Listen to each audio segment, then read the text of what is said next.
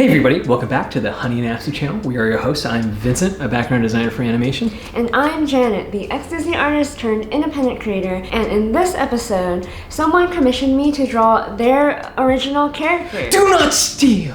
And before we get started, make sure to smash the like button Over there. for more drawing videos. Oh yeah, here we go.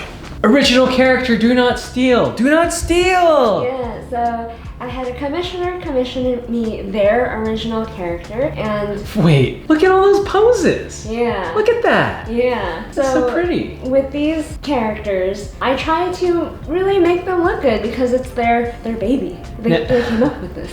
You can tell how much figure drawing you've done by that page alone. Really? Yeah, I think so. Did you base that off of any reference or? No. Yeah, you just came out with that, with your imagination? Yeah. It's pretty impressive. I mean, sometimes it takes more or less, but with this one, I was struggling with the pose a little bit, so I really drew a lot of different poses before I got to the one that I wanted. Oh, that's really good. Well, then I'm sure there's a lot of people in the audience who are like, oh, how do I do that? How to come up with poses? Yeah. A lot of it, honestly, is referencing photos first. Mm-hmm. But then you can only do so much with photos, especially with more action poses and more inventive poses. At a certain point, you need to come up with them. And it's a lot of like breaking the figure, like it doesn't look right, and like pushing it too far and then reeling it back in before you finally get like a few poses that you like in your library. Yeah. And I have a few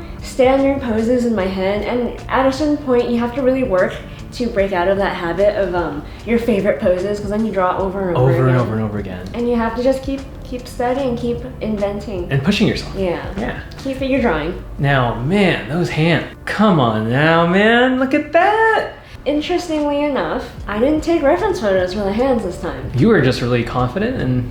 Yeah, so at a certain point, I've taken so many reference photos of hands and drawn so many hands by now that I can kind of just draw it by memory at this point without worrying that my anatomy is off or the thumb is bent the wrong way or whatever. But sometimes I get a little freaked out and I still do it just out of habit. What's more important, anatomy or appeal? Appeal.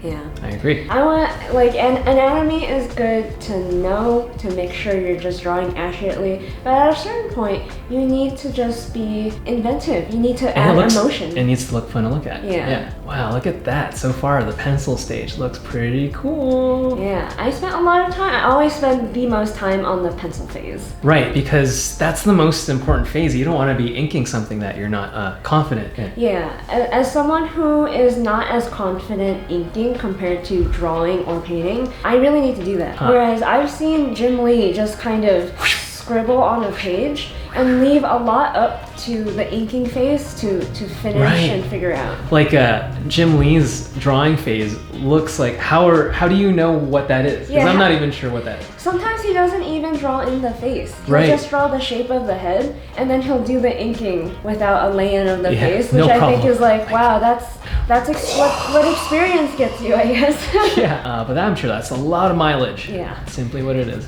Not everyone can be Jim Lee. Yeah, and I think that's okay. Yeah. I am not Jim Lee. Yeah. No way. No. But these lines are really beautiful. Aw, thank you.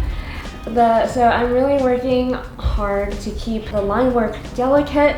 I'm not this careful with like male characters or animal characters and things that are more forgiving. But with a delicate female who you really want to look appealing, it's important to just take your time with those lines. Now, I love the contrast of the wispy lines of her hair and the chaotic combustion of this like fire ember thingy. Yeah, so she has fire powers, according to the commissioner. So I wanted to give it the same treatment as the Endeavor and Dabby piece.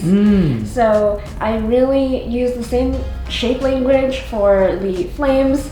And, I really like it. It's slowly becoming more and more part of my way of drawing. It's looking really good. Now you're using Copic marker for this. Yes. So instead of breaking out inks just for her eyes, which is just such a small amount of space. 2 dots. Yeah, I just broke out the Copics.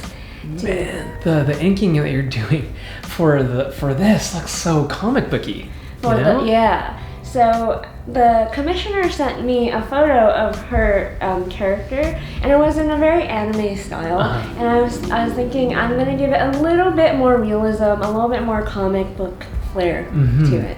Nice. Man, look at all of that detail. Were you looking at reference or? No, not at all. Oh wow. I think I should have, but. At this point, I've looked at a lot of reference for normal clothes and seams and how the wrinkles fold and how it works. So I don't typically look at it that much anymore unless I'm just trying to get really try hard.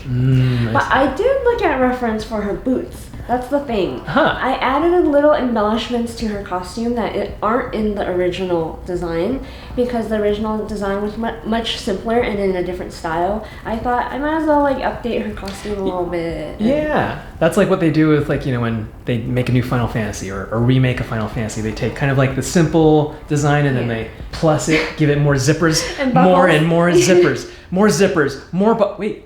What are you doing now? So now I'm adding screen tone.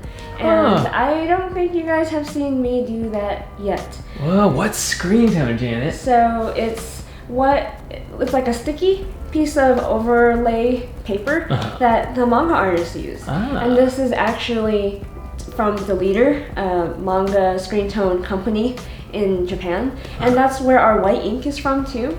And you basically use an X-Acto knife, and after you lay it on and you make sure it sticks by burnishing it, you use the X-Acto knife to carefully cut out the shapes that you want. Nice, and it makes this beautiful, neat, just wash of gray. Yeah. Even wash of gray. You can get different tones. So you can get lighter ones with different patterns and that kind of thing. But since her overall outfit is black, I decided to use a really dark screen tone to put layer over it. Nice. And I love this look. I don't see ink mixed with, ink color mixed with screen tone often. Yeah, it's an interesting look. Yeah. I think there's so much texture. Have you ever seen those like tape drawings where people use washi tape and fill out like a background, and then they kind of do the thing with the screen tone where they cut out like the character. Oh, it's neat. Really cool because it gets like a pattern to it, and that's kind of what it does. Nice. It adds texture, and it's very mixed media in flavor. You're mixing so many techniques. Like you were mixing the fire, like how you did with the Dabby piece, the Dabby Endeavor piece. Nice. She is a tanned Latina, nice. So I made her darker skin tone, gave her bright red lips, and just to match her top. Right. Look at that. There we go. Man, I hope they really liked it. I hope so too. Looks great. If you really like that, please hit like and subscribe over there and leave a comment down below for who you think Janet should draw next. All the materials that I used in this video will be linked down below. If you end up buying anything, it helps out the channel at no extra cost to you. And visit honeyandabsinthe.com for this amazing hustle shirt. Oh my gosh. Yeah. And if you want to get your own ink commission. And if you want other drawing videos, check out these other drawing videos next. And don't forget to dare to dream.